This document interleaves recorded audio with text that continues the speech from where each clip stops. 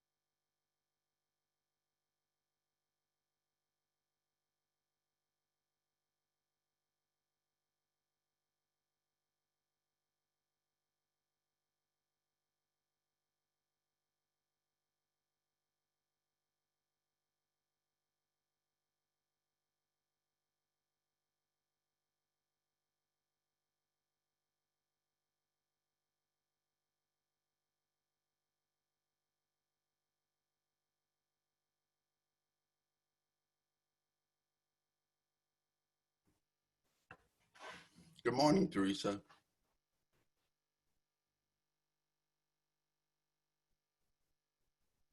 Looks like you have us all muted. Yes, like we normally do. I try to keep everybody muted until we hit meeting start time, just to make sure that everybody's all set.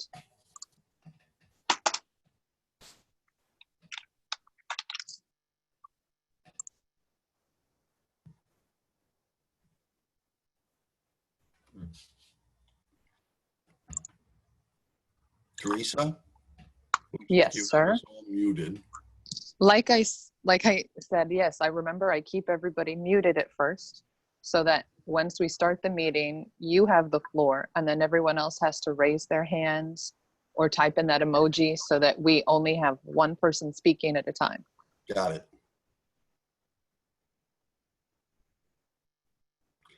Do we have an indication of who else will be attending the Zoom meeting? Only a few people responded, but they were all positive. I'm expecting Member Lewis might not be here because he indicated that he would likely have to temporarily step away from the normal duties due to coronavirus issues with his businesses. Okay.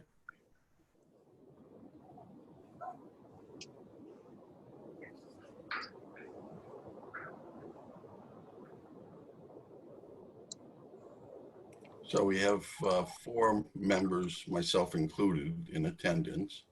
Yes.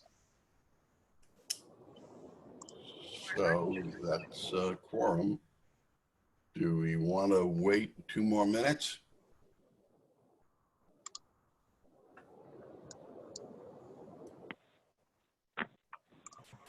And there we go. Now we'll have 5. Do we have 2 members that are calling in? Scott did. Pardon me, Scott? Yeah, I'm calling. Something's wrong with the audio on my computer.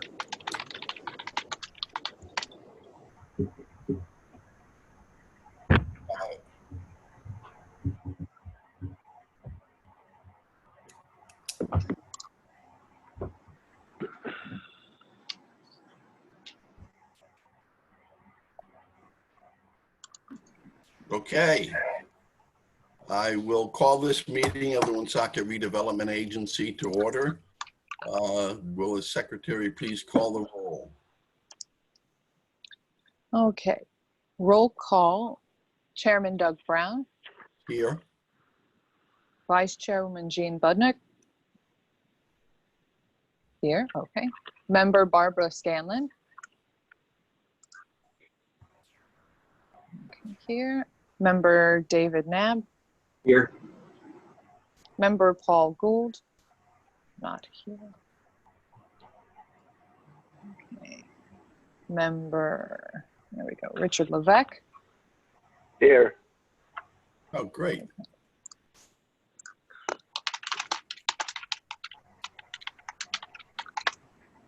Okay. I believe you still need to call member LaHouse. Yeah, just making sure I'm typing everything else out while I'm doing this as well. Got it. And then member David Luce is not here.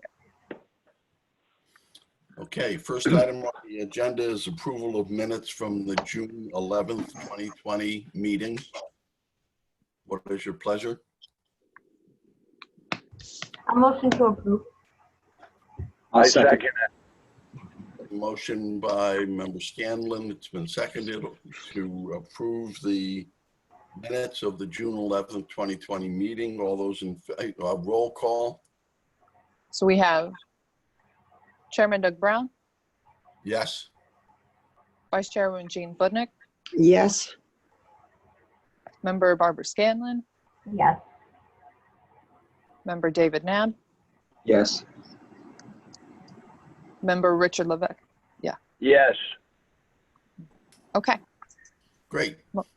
Next item on the agenda are bills and communications. Do we have any? No. Next item is the report of the executive director. That would be Mr. Scott Gibbs. Yes, is everybody hearing me okay? Yes. Okay. The only item I have on this area is an update on RESH. Briefly, RESH will be going to planning board tonight at 6 o'clock for preliminary and master plan review.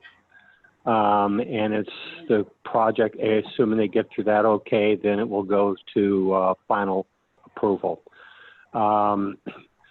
the following month, subject to the awarding of various state permits that are required under the zoning and subdivision regulations.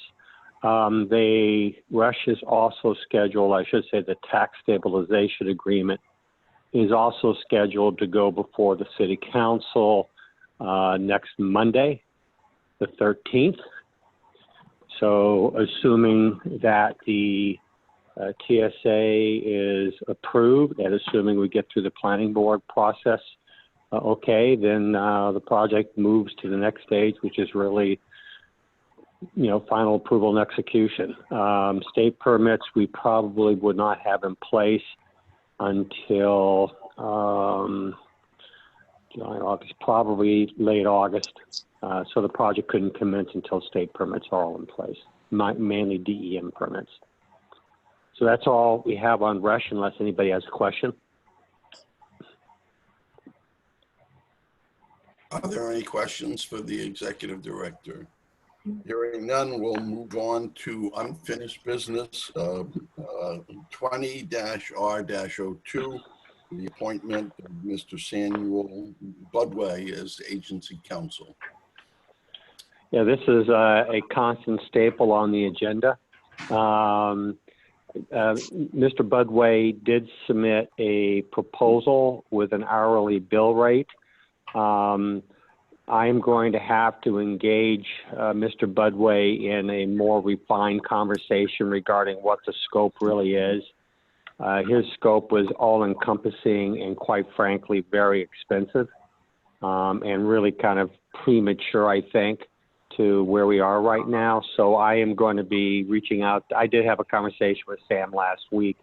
I'm going to have to follow up now after review of his proposal a little more detail and see what we can come up with in terms of revised scope and budget. So this would be, I think, a motion to continue this to the next meeting. I'll entertain a motion to table.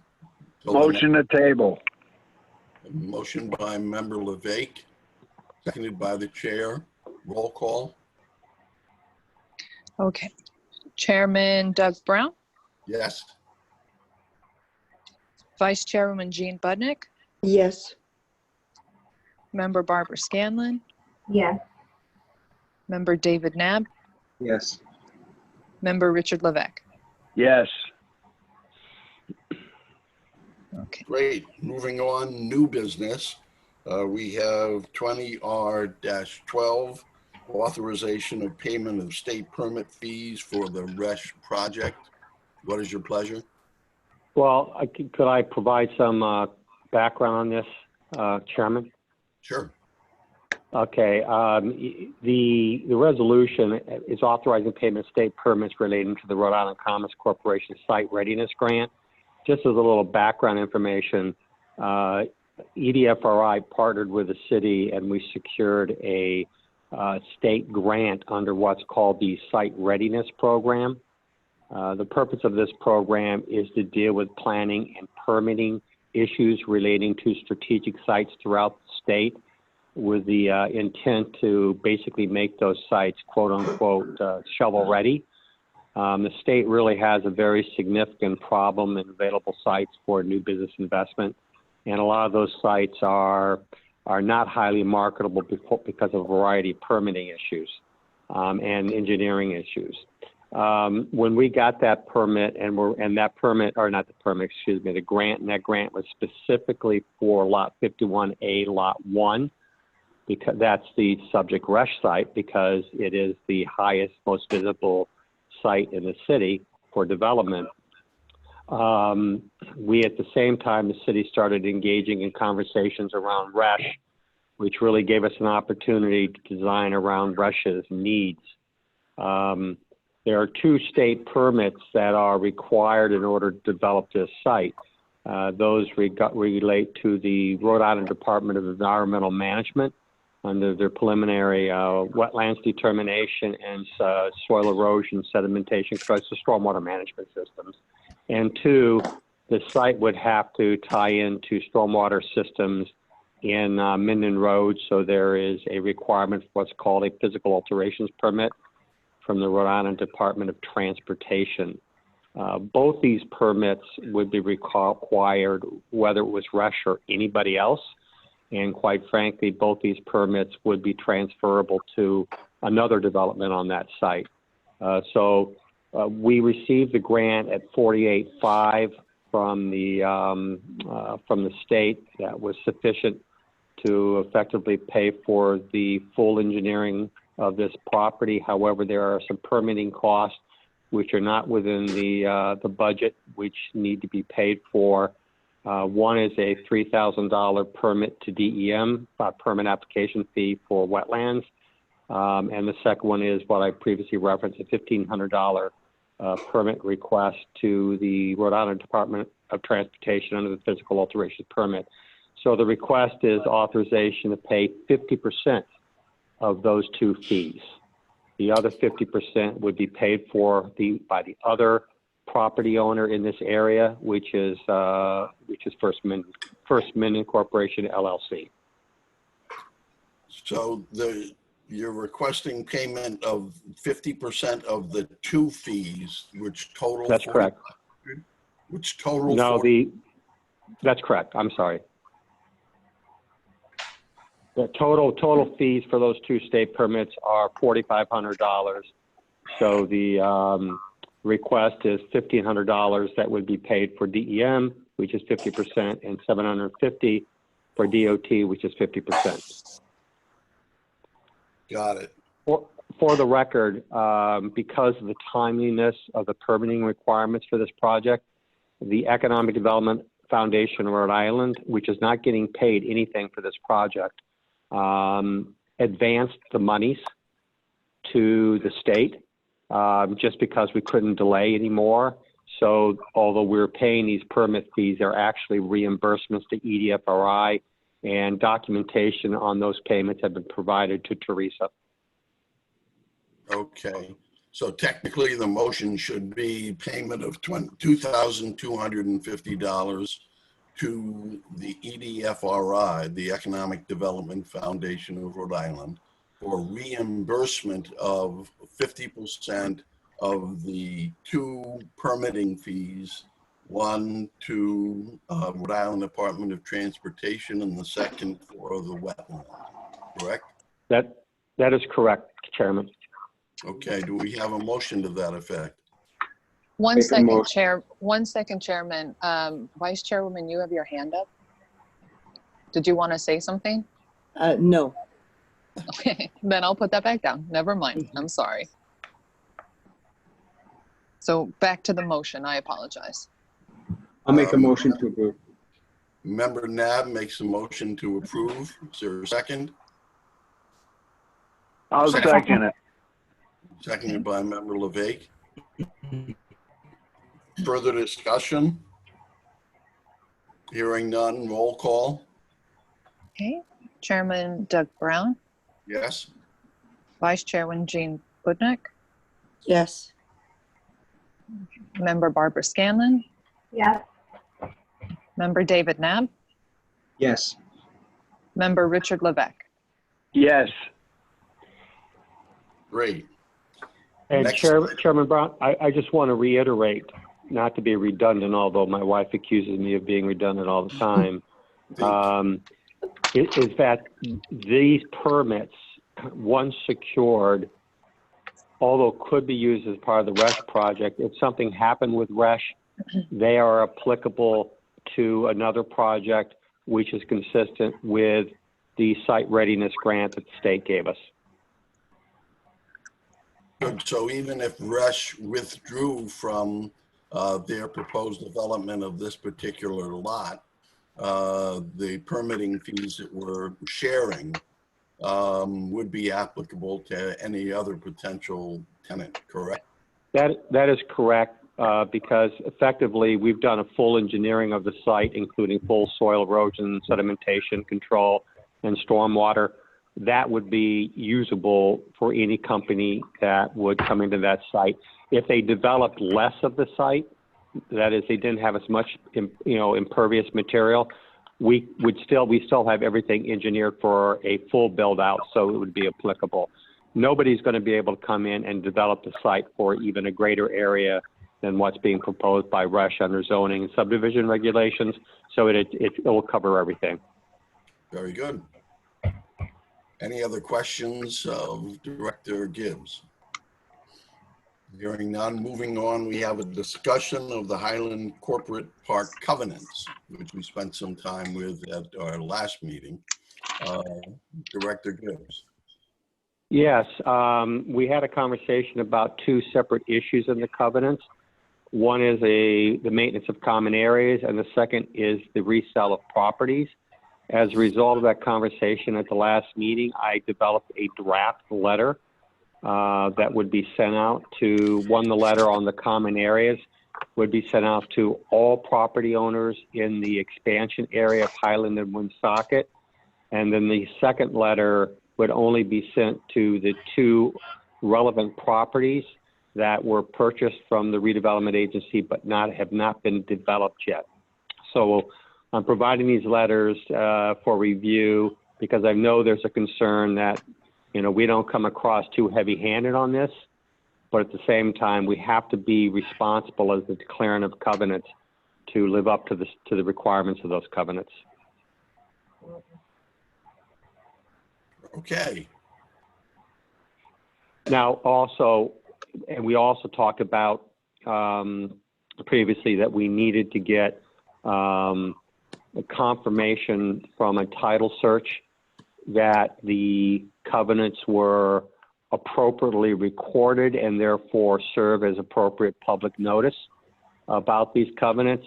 Although I have a copy of the covenants as recorded with a recording date and number, we should probably still have a title lawyer just confirm that for us before we send out the letter, specifically as it relates to the resale of properties.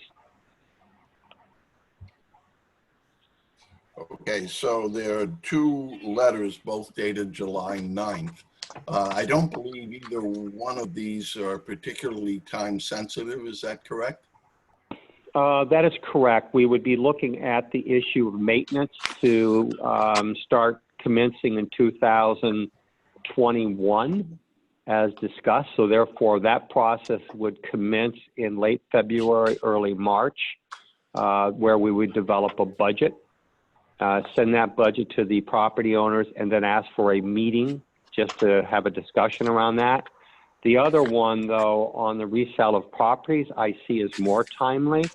because both property owners have been marketing their properties for sale.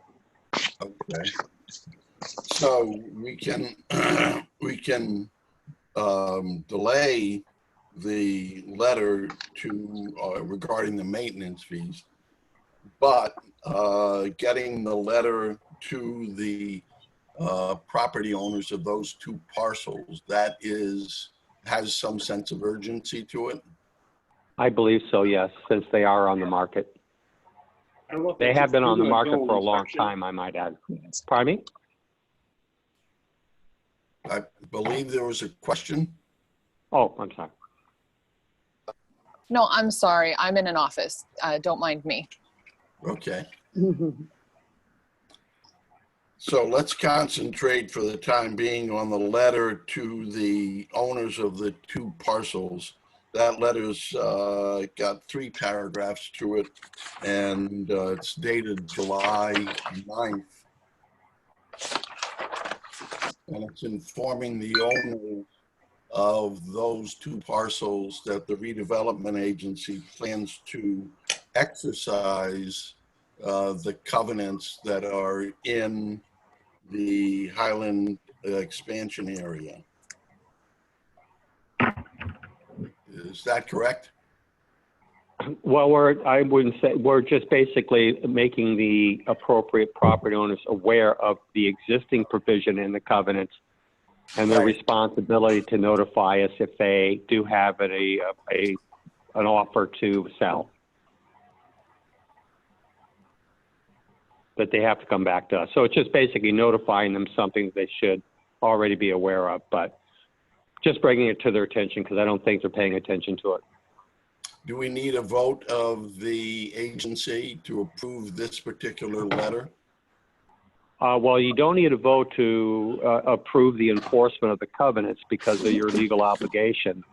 I'm providing the copy of the letter because I know there was some sensitivity about this. So if you want to vote on the letter, that's fine.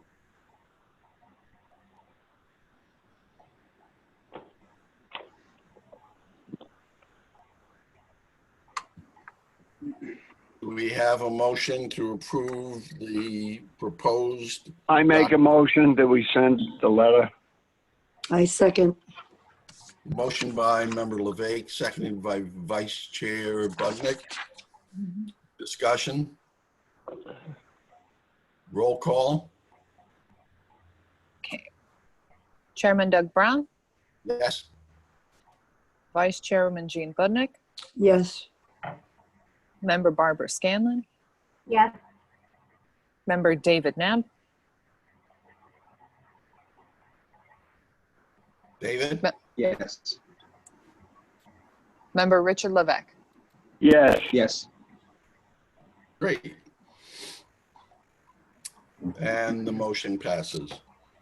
Next item is discussion of the comprehensive plan update. Director Gibbs. Yes, I wanted to put this on the agenda in part because I think it could have a significant bearing on the future activities of the redevelopment agency. The city is required every 10 years to go through an update to its comp plan. It's required by the state of Rhode Island. So we are at that process right now.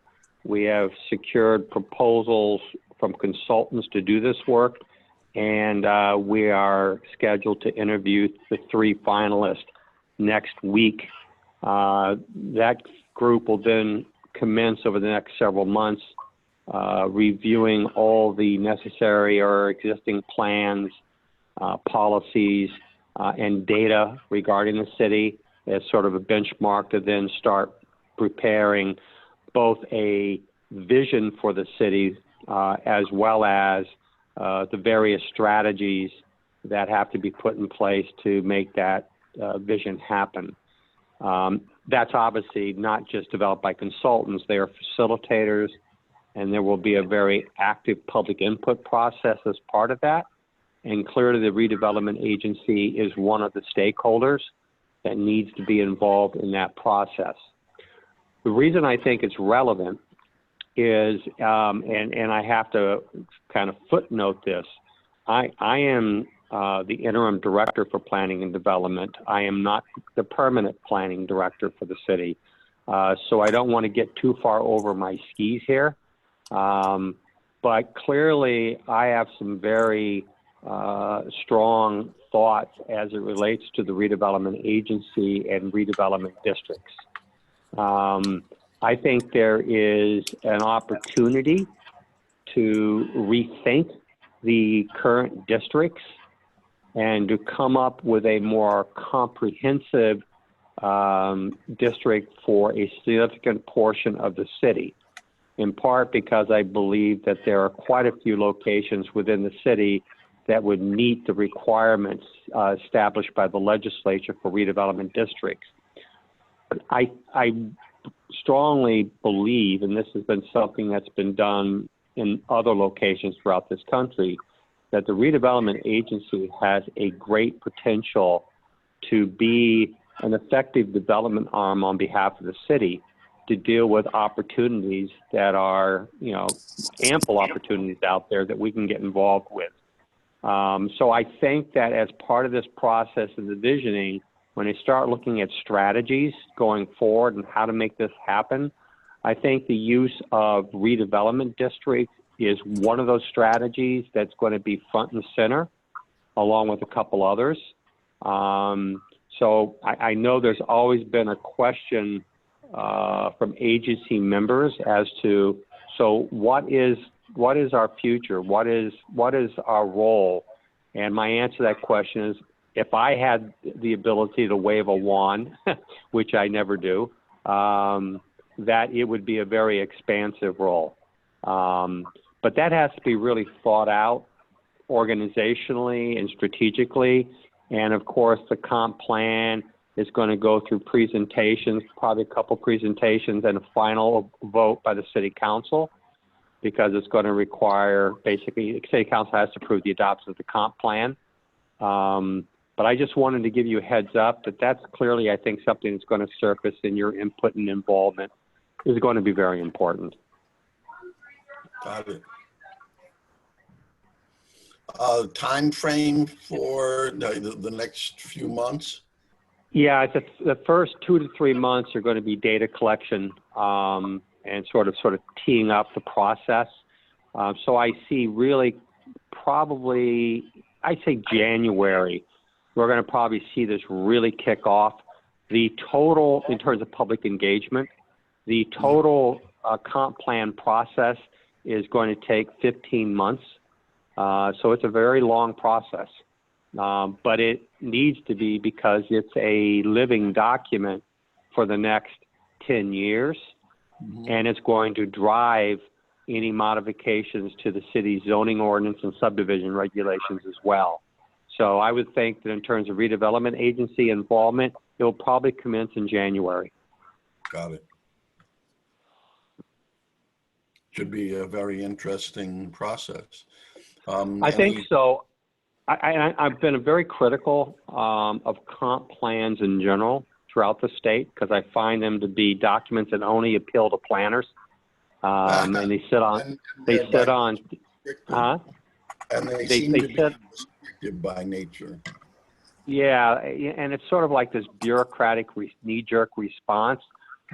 I think if you really look at the comp plan statutes as they exist, the real intent is to create a very dynamic vision for a city or a town. So we look at this comp plan really having two components: a vision component with real clear strategies that are very digestible by the public, that the public would actually want to look at it and read it. Anybody from the public who wants to read a current comp plan probably needs their head checked. And then the second document will really be more of the nuts and bolts of what the planners use. So it's going to be a little bit of a different approach to doing a comp plan than we typically see in Rhode Island. Got it. Any further questions or comments for the executive director? Executive Director, you mentioned the vision component. To what end do we have influence, or do you specifically have influence on that vision? It's really a public process, David. It needs public input. Obviously, the consulting team brings a lot of experience to the table too, based on what's being done in other communities, which has value. And then staff within the planning department also has a lot of experience that they can bring to the table, as well as the mayor, as well as the city council. So it's the vision is really an amalgamation of a lot of various thoughts and opinions. It's not really the opinions of one person or one department. Clearly, I have some very strong feelings, but those are just my feelings. They are not necessarily a driving force in this comp plan. And as I said, I'm an interim director. Scott, this is Kevin Frost, the city planner talking. Hi, Kevin. To kind of expand on that, the consultant and city staff will conduct stakeholder interviews with various groups, and I would imagine the redevelopment agency would be one that we would want to do an individual interview with, either a subcommittee of the redevelopment agency or the full kind of committee. Do you think that's correct? Absolutely. Yeah. Absolutely. So you'll be able to have input on kind of the shape of the document through that interview, and then any other of the public opportunities for comment or feedback that happen throughout the process.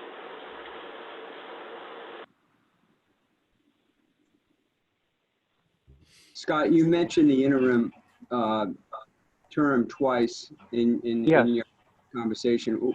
What exactly is the plan going ahead with your role? Is this just a temporary position for you, or are you looking for authorization, or can you not even speak about that right at this moment? I'm just curious. I'm very curious to hear your ideas, your vision. Your experience is immense. I think you're an asset to this redevelopment agency. It would be, in my opinion, a shame if we're dealing with somebody else next month or 2 months or 6 months and kind of lose that experience. So I just wanted you to speak a little bit about what your role is going forward. Well, one is the mayor asked me to come in to help out, which I was more than happy to do. Not that I'm saying this is a badge of courage on my part, but I don't get paid to do this. The city is compensating my organization for my time. So what the city, I am not interested in having a full-time municipal planning director position. That's not really what motivates me as a professional, although I deal with CDBG, or I deal with city planning departments all the time. I think it's really important that the city have the opportunity to bring in a director who is committed for the long term and who has the qualifications and credentials. With that being said, I will remain engaged because the Economic Development Foundation Rhode Island has interest in this community, and I love this community and I want to stay involved. So even if I'm not the interim director of planning development, I will be one of those players that's going to be participating and providing input throughout this process, because I think it's that important for the city's future. Great. Thank you. Yeah. Any further questions or comments? I have a question. Am I right in saying the comprehensive plan, the current one, is, I would think it's somewhere in writing, either on the website? Am I saying that correctly? Kevin, is it on the website? Yeah, it is on the website. If you go to the city's Department of Planning and Development, it takes a little getting to. If you go to the city's Department of Planning and Development section, which you can get to with the drop-down government tab on the main page, and then you click on the left side, there's some like hot links. You can go to the planning division, And then in the planning division, there's a hot link to forms and documents. Okay, thank you, Kevin. And just a footnote, if you're having problems sleeping, definitely read it. I can say this without insulting anybody here because Kevin wasn't here when the comp plan was put together. It's typically been developed internally by staff, and it shows it. It really is important to get some outside energy and vision as part of this process. Okay, thank you. Okay. Are there any further questions or comments? Hearing none, I'll entertain the motion to adjourn. I'll second. Chair makes the motion to adjourn, seconded by. I'll make the motion. Okay. I'll second. Member made the motion to adjourn, seconded by the chair. All those in favor? A roll call, please. So Chairman Doug Brown, Yes. Vice Chairwoman Jane Budnick, Yes. Member Barbara Scanlon, Yes. Member David Nab, Yes. Member Richard Levesque. Yes. And with thanks, the chair adjourns this meeting. Thank you. Thank you. Thank you. Thank you. Thank you, Mr. Chair.